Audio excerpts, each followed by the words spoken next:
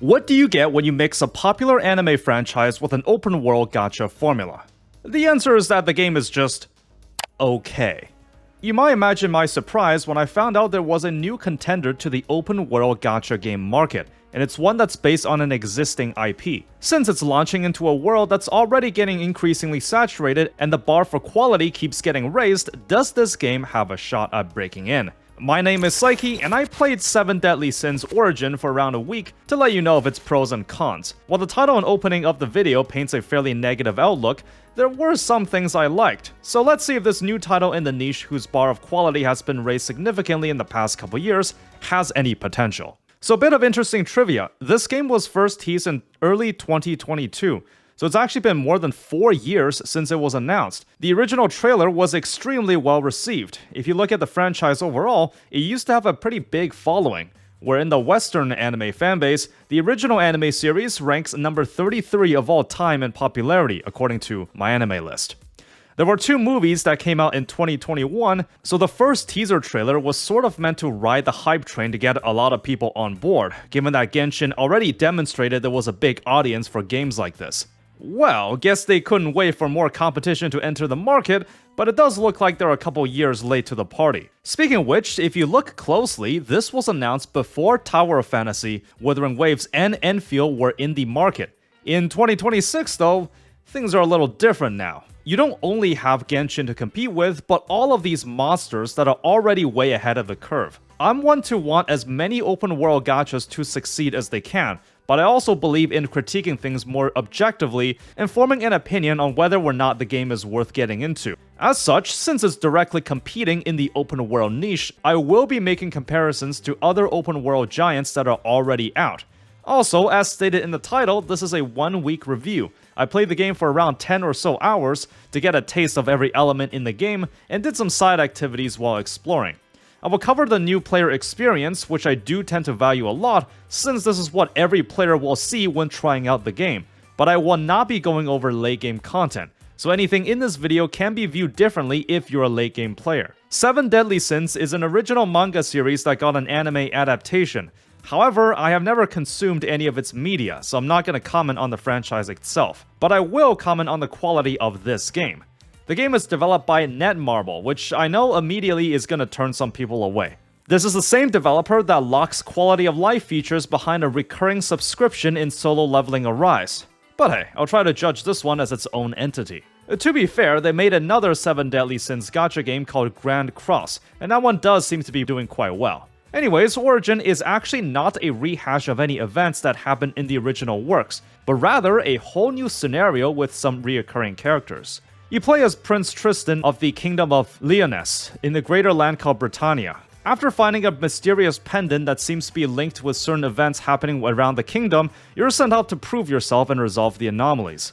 I went through the first couple acts, and they do a good job of introducing you to the adjacent regions, and there's quite a lot of story content that's fully voiced and animated. Before I get into my critiques of the game, I'd like to just say that it's hard making an open world game. There's more factors that you have to consider versus developing other game genres, like making sure the player can't clip out of bounds, or how every corner of the world has to feel like it makes sense to exist the way it does. Every surface has to be checked if it can be climbed or traversed, and if it's possible for players to get to places they're not supposed to be. In general, I think Netmarble should be praised for making a functional game, and just like the other open world gachas, this is a free game. I'm judging a free product here, but ironically, I think a lot of people realize that free games tend to be the most expensive, so they might be more cautious about getting into one. Let's take a look at what Origin has to offer. First is world design. To its credit, the world space is actually pretty big, bigger than what the other open worlds had in their version 1.0. I actually took the time to unlock the teleport points in like 3/4 of the world, since I wanted to see how well everything is designed, if there's a lot of diversity to its regions, and how good it feels to explore. For the most part, it was fine. For a game where you're allowed to climb and swim everywhere, you do sometimes get the sense of intrigue and satisfaction for doing the activities that litter the land. However, a lot of the time, you'll be hunting down treasure chests and solving puzzles. Speaking of which, it's truly taking a page out of Year 1 Genshin when you see that the puzzles it has don't take any brain power to solve. You hit the totem with the corresponding element and it does something. Sometimes you'll use your magical pendant tool to solve an easy mix and match puzzle as well, but nothing too innovative you won't find elsewhere, if not slightly worse. I saw there was a huge area to the south, most likely some kind of island, and I wanted to explore it. While I could swim over, it feels kinda dull. So I remember there was a dock area where you get your own ship, so I just sailed all the way there from the city. Well, it worked, except I found out that this region is like 90% water. There's also occasional issues with the lighting. I get that it's trying to give each region a different mood, except sometimes I found it excessive, like this moment where the sky just suddenly became a bright red, and a short travel later, everything returned to normal. The towns don't feel like they're bustling with activity, and mostly serve as a hub area where you can access the merchants to trade with. You also have to fetch all these weird materials that's only located at very specific locations within the world, as if they only exist to occupy the world space with something. You can also get pets as mounts in this game, and you run so much faster that I can't imagine not having one will ever be the same. You can also summon a companion to just auto-move you to the quest objective. Don't even have to play the game. Every character also has a navigation ability, where pressing it will allow them to do something helpful when exploring. You'll find that not all abilities are created equally. For example, while you can climb walls slowly, you can just use King's ability to just teleport all over the map. The range of this is so insane that I don't know why this is even allowed. The movement in this game also feels kinda off. At first, there's no drag when moving a character or the camera, so they'll just instantly turn in a direction when you move them. There is a double jump feature where your character will propel forwards and upwards a bit, almost identically as Withering Waves, except the momentum of this jump feels weird. I can't really describe it, but it always felt like I was overshooting my jump when I wanted to land at a specific spot. Sometimes you just get stuck on geometry or how your character just refuses to grab onto surfaces to climb. In terms of combat, it's functional, but also has its fair share of jank. Every character is aligned with their own element, and using their normal attack or any skills will inflict said element. You have 2 skills that can be used on cooldown, as well as an ult. By continuously hitting an enemy with a certain element, it fills a gauge of that element and does a burst of damage when it's full. Most of the elements work the same way, but not all of them. This naturally nudges you to make mono-element teams, which by itself is not a bad thing, just a little plain. There's a special attack when you switch characters, and if the enemy has a blue glow, switching characters at that moment will stun them. There is a perfect evade mechanic where your character can dodge at the right time to negate attacks, but it's weird.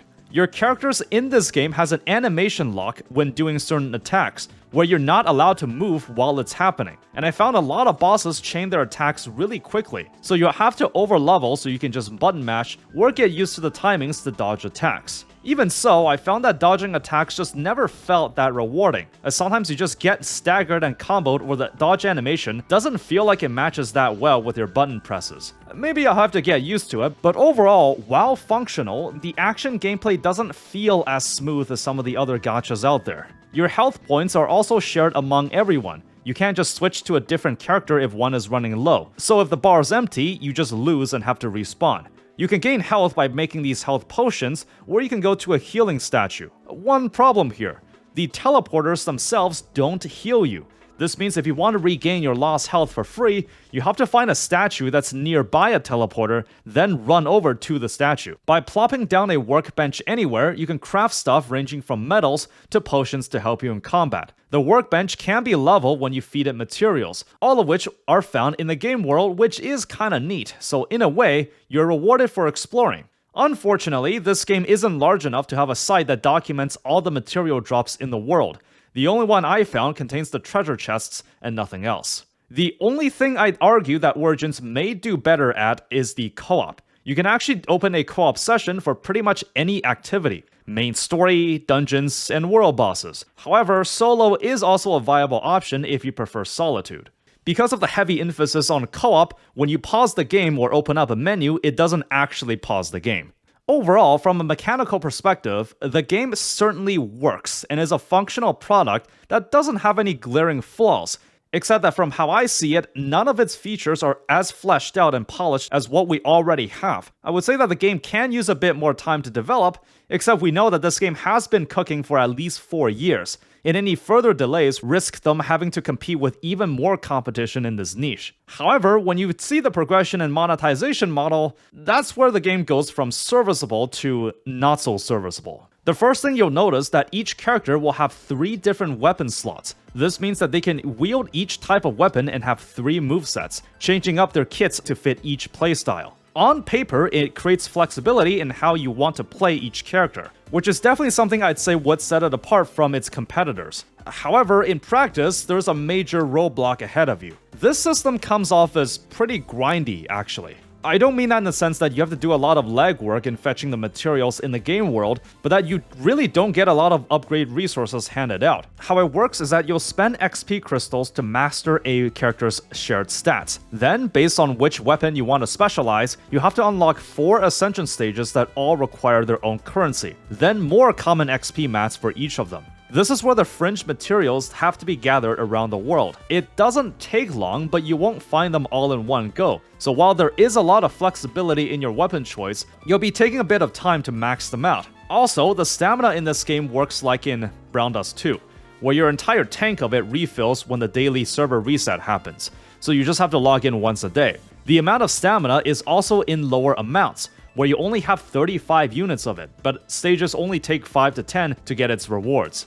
Speaking of which, they also decided to copy Year 1 Genshin here too. There's no way to double up on the rewards or any sweeping features. Plus, when you're done with a dungeon, there's no button to retry it if you want to continue. So you have to queue up the dungeon menu again and go in. Again.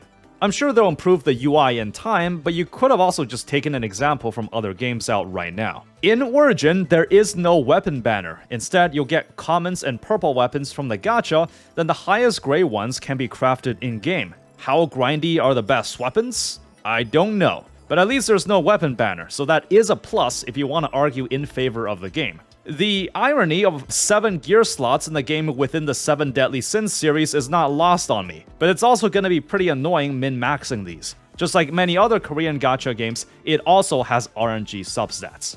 I was also shocked at first when I saw the dupe screen, and I found that there were 10 dupe levels. Upon a closer look, it's not actually 10. You get a limit break or dupe point when you achieve certain milestones with upgrades for the character, up to 4. So if you get all 4, then the real dupe limit is 6, more on par with the other open world gachas. The upgrades are when you max out the shared stats, which is easy enough, then 3 more for maxing out the upgrade trees for each of the weapons they can wield. The dupes do seem to mostly be stat boosts, but some of them will upgrade its skill in some way, usually the ones near the highest ranks. How impactful are the dupes? I don't know, but I can tell you that it doesn't look so good when we get to the gacha portion.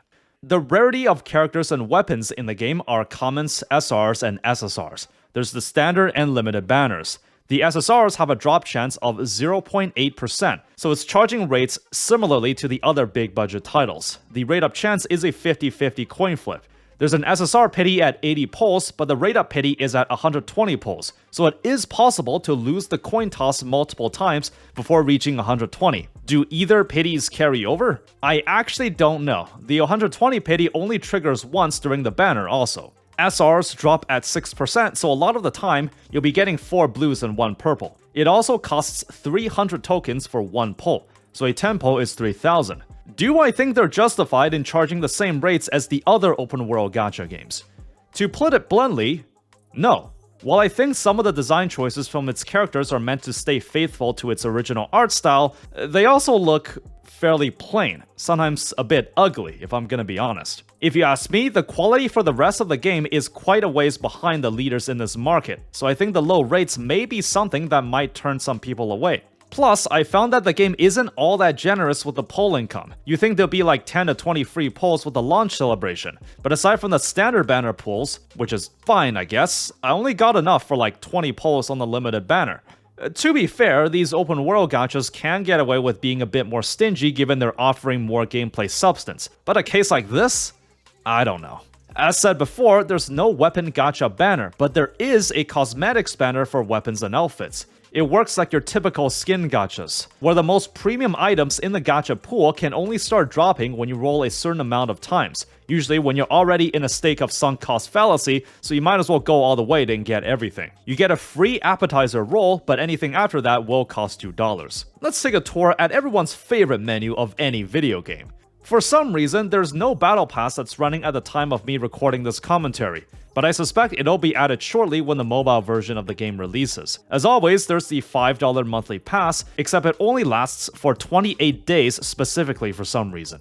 It totals just over 5,000 Gamba coins, but counting the premium currency and any extras from daily missions, you can be generous and say it's around 20 pulls. There's also shortcut packs to buy SSR-grade weapons, as you really don't get a lot of those as a free-to-play. Aside from the other packs and the whale bait, every purchase you make also gives this loyalty coin, which has its own respective shop. You can even buy exclusive pets here to flex on the non-spenders. By my estimate, since every dollar you spend amounts to around 12 tokens, the most expensive mount at 8,000 loyalty will cost you around $670 of real-life top-ups. Again, just like how I stated in my Mahjong Soul review, that's really not a lot by mobile game standards. You'll be surprised how much people are willing to splurge for gacha games. Now, in all fairness, as an IP-based gacha game and an open world, it's not that bad. Since it's Netmarble we're talking about, I fully expected them to lock some kind of quality of life feature behind a monthly sub. If the rest of the game had quality to match what's already out there,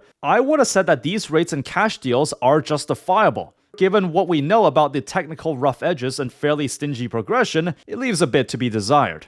A 7 Deadly Sins Origin is a game for fans of the franchise, but will be a pretty hard sell to those outside of it. Had this game came out in 2022, I wouldn't have had many issues. Even considering its rough edges, you could have argued it was a slightly downgrade alternative to Genshin.